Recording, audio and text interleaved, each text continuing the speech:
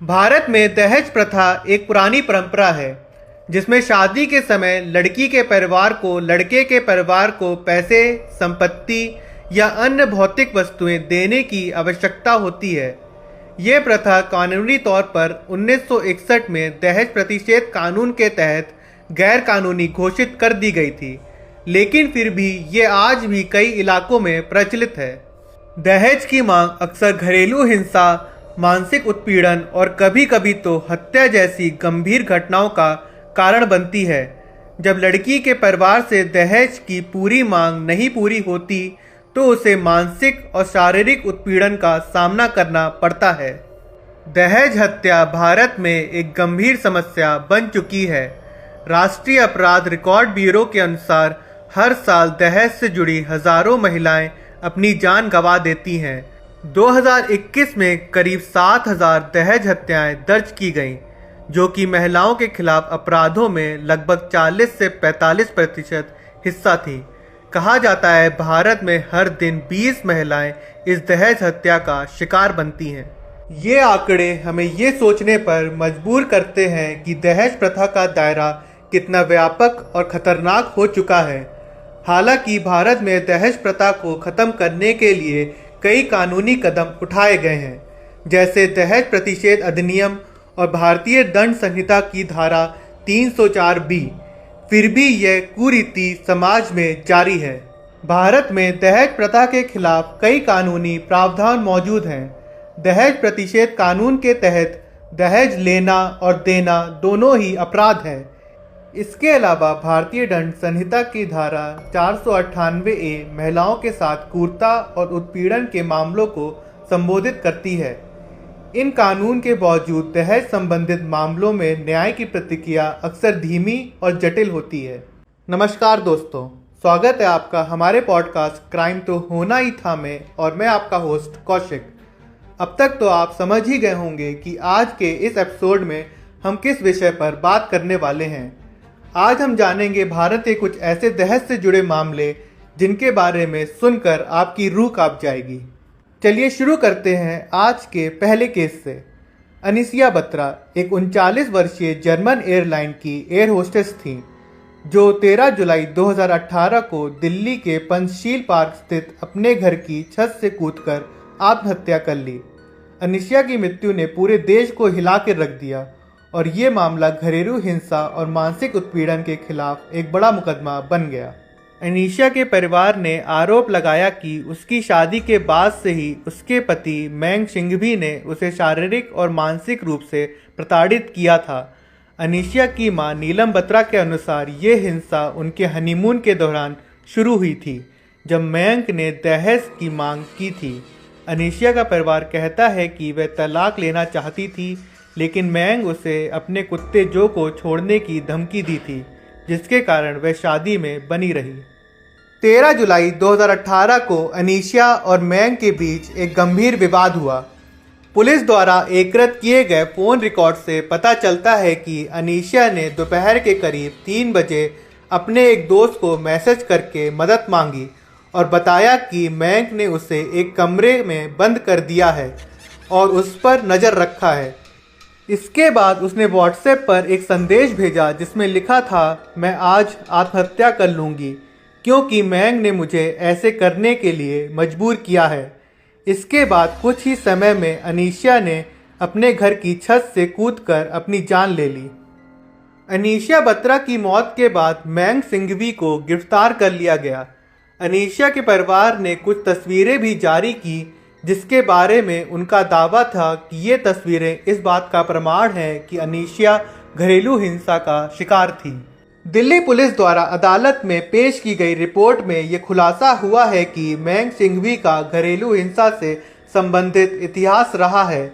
एक miss India beauty pageant की विजेता महिला ने पुलिस को बताया कि उसकी सगाई मैंग सिंघवी से हुई थी, लेकिन जब वह साथ थे तो मैंग ने उसे शारीरिक रूप से प्रताड़ित किया।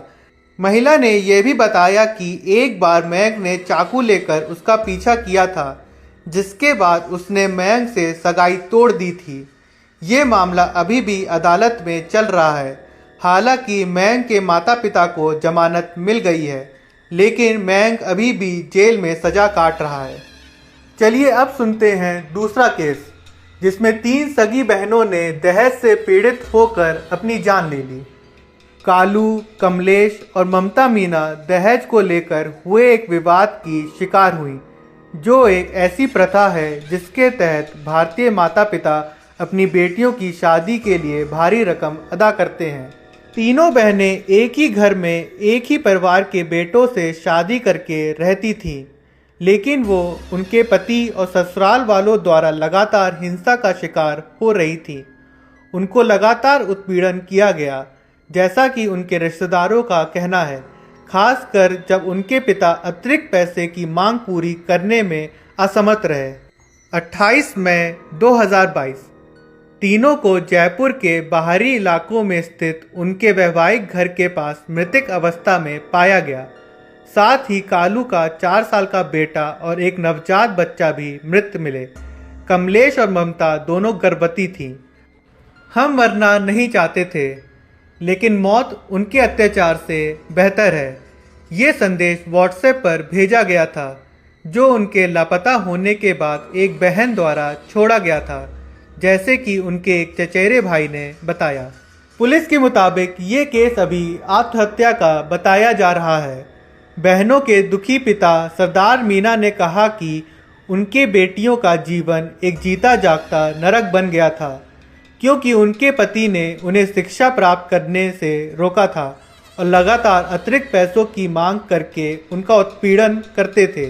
हम पहले ही उन्हें बहुत सारी चीज़ें दे चुके हैं, आप उनके घर में देख सकते हैं, सरदार मीना ने पुलिस से कहा, जब वह उस परिवार को दी गई बिस्तरों, टेलीविज़न सेटों और फ्रिज की गिनती कर रहे थे।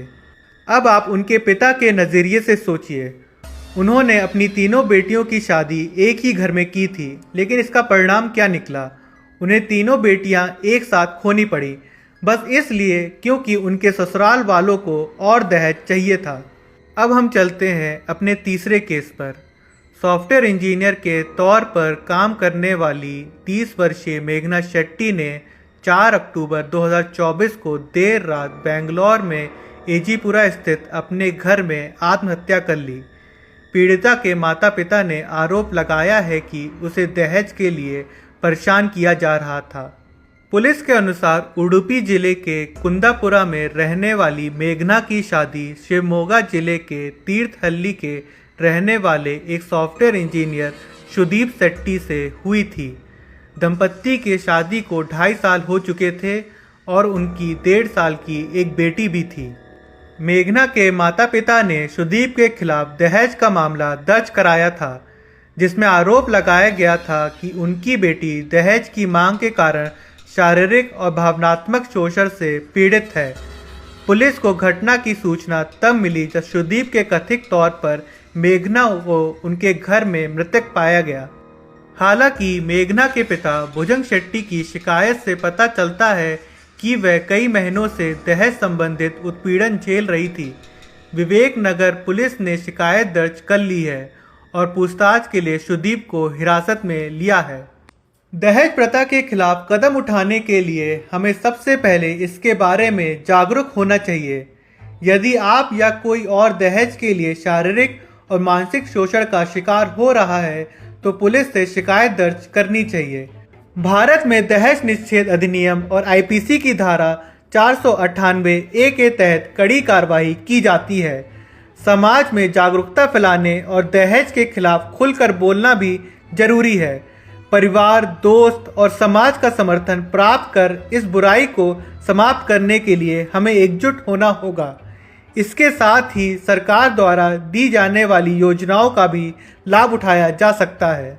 आज के इस एपिसोड में हमने दहेज प्रथा की काली सच्चाई पर बात की।